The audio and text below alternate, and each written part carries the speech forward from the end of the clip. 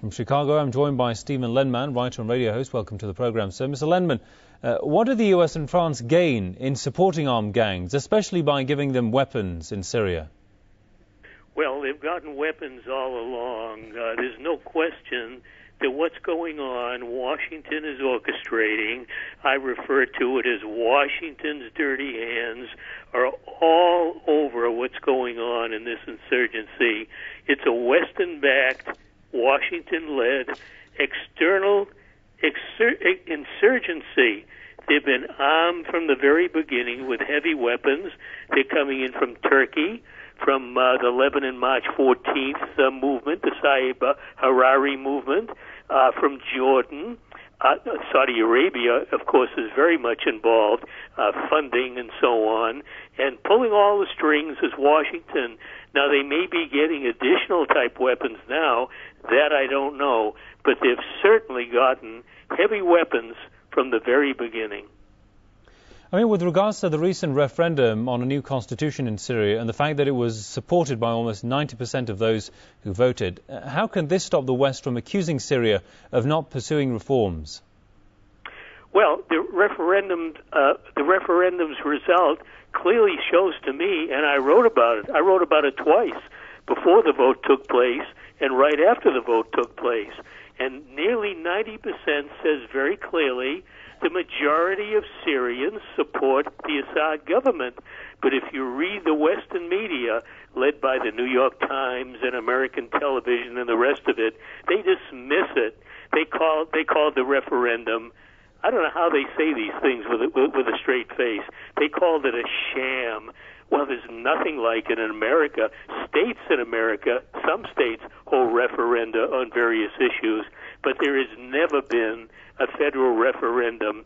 That would be glorious. It's never happened because America has no democracy. They don't want it to happen. Now, the proof will be in the pudding. Will the fulfillment of this referendum actually happen? But to me, the wild card is, will Western intervention prevent it? If it looks like these reforms really will take place and Assad support will grow, then Western intervention will try everything possible to assure that the reforms don't take place, the violence will increase, and dare I say, I really fear there's a war coming. As if there haven't been enough in the Middle East, I fear another one. So all things considered, what do you think will be the situation in Syria in the foreseeable future? How do you think the developments will unfold there? I think the violence will continue protracted. Syria has a strong military, much stronger than what Gaddafi had in Libya, probably stronger than what Saddam had in Iraq, especially after the 1991 Gulf War, and of course the sanctions that curtailed him greatly. But Syria has a strong military. It's getting active support from Russia. Russia should support it.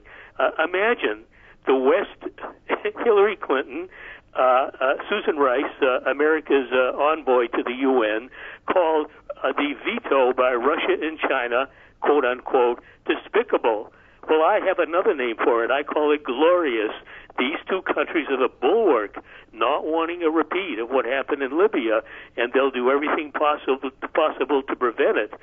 Whether it's happening, whether it'll come or not, we'll have to wait and see. I greatly fear it, but I expect the violence to continue. There are thousands of insurgents, Western-backed insurgents in Syria now.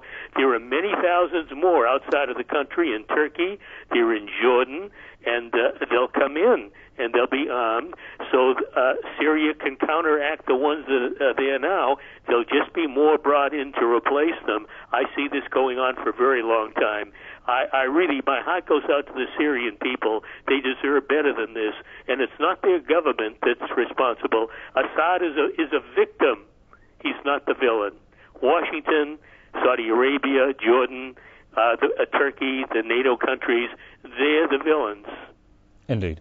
All right, we'll leave it there. Many thanks there to Stephen Lenman, writer and radio host from Chicago. Thanks for your time there, sir.